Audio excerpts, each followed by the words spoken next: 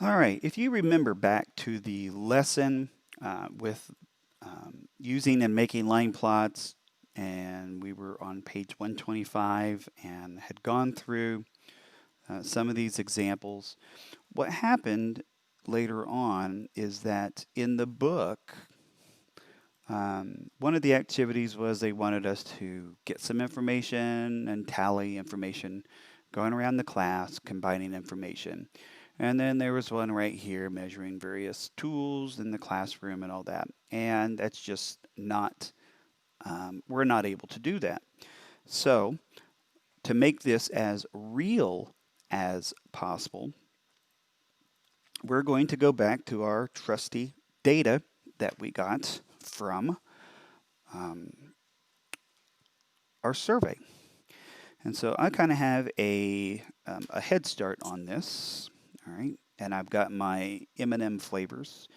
MC, we got milk chocolate, peanut, peanut butter, almond, pretzel, caramel, all, none, or other. And I will go ahead and make the the line that goes across here. And then all I'm doing is filling in the boxes with the numbers. And that's where you can go back and look at perhaps data from one of your other activities so that you know how many go in each one. So milk chocolate, I had 7. So 1, 2, 3, 4, 5, 6, and 7. Peanut butter was 1. I'm sorry, peanuts was 1. Peanut butter was also 1. Almond had 0. Pretzel had 1. Caramel had 7.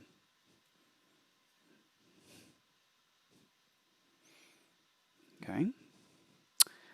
And let's see who anyone that picked all, that was 3 people. 1, 2, and 3. We had 2 people that said none, and 1 person that said other. So this would be the line plot that we would use for that. Okay. Wanting to make sure that we get it labeled correctly, and that right here would be numbers for M and M flavors. So we know exactly what it is that we're going to be looking at. Now, it might also be helpful if you have long words like this, and I kind of made up a code, and over here I have a key.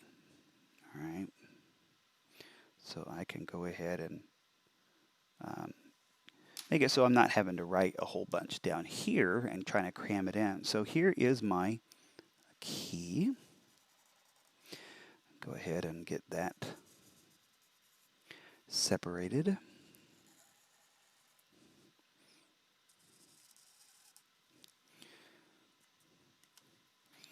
And then perhaps a smaller solid black line right here. So I know what that is. So that would be our line plot looking at data from our survey. All right, and if you look at this right now, let's just say, for example, I was going to buy M&Ms for the classroom, and I wanted to know how many could how many students could I make happy making the fewest amount of purchases. All right, so I could get 7 and 14. And then I have one here that's 14, then 15, 16, 17. So I have 2 people here that like all, which would kind of be like adding 3 more up here, 3 more up here. All right. So then how many people would not be happy with if I were to buy a bag of milk chocolate and a bag of the caramels? Well, I'd have 1, 2, 3, 4, 5, 6. So 6 of the 23 people would not get the flavor that they wanted. All right. And so this is just looking at how can you satisfy or how can you make the most amount of people happy, knowing that you're not going to make everyone happy.